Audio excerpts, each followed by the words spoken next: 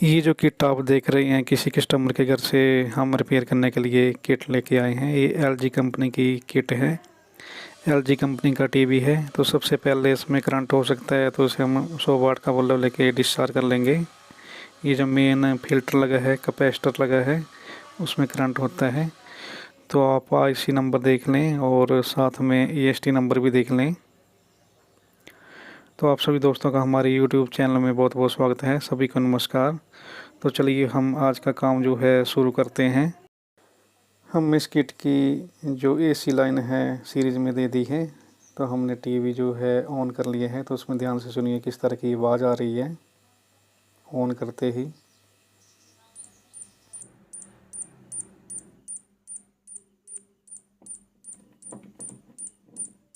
चलिए दोस्तों, सबसे पहले हम इस किट की एसी लाइन जो है निकाल देते हैं।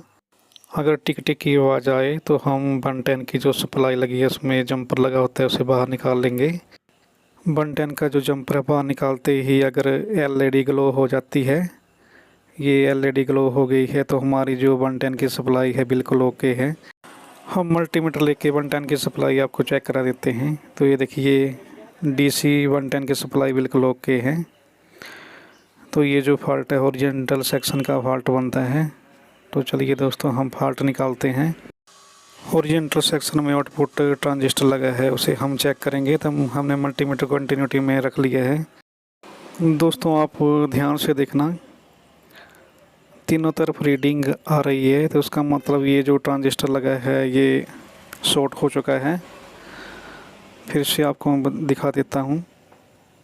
ये देखिए, ध्यान से देखिए, तीनों तरफ रीडिंग आ रही है। इसका मतलब ये ट्रांजिस्टर शॉर्ट है। तो इस ट्रांजिस्टर को हम बाहर निकाल के नया ट्रांजिस्टर डाल देंगे। ये जो हॉरिजॉन्टल आउटपुट ट्रांजिस्टर है।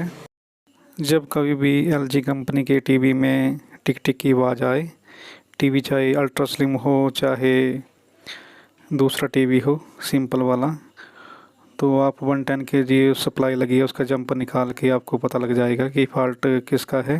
तो हमने ये जो आउटपुट ट्रांजिस्टर बाहर निकाल लिए है, तो इसकी जगह पे हम ये नया ट्रांजिस्टर डालेंगे 2499 D2499। तो हमने ट्रांजिस्टर जो है डाल लिया है।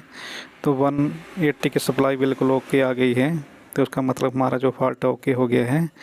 दोस्तों हम इस किट को कस्टमर के घर में लगाने के लिए गए तो फॉल्ट वो ही निकला, बार बार जो हॉरिजॉन्टल आउटपुट ट्रांजिस्टर है वो शॉर्ट हो रहा था।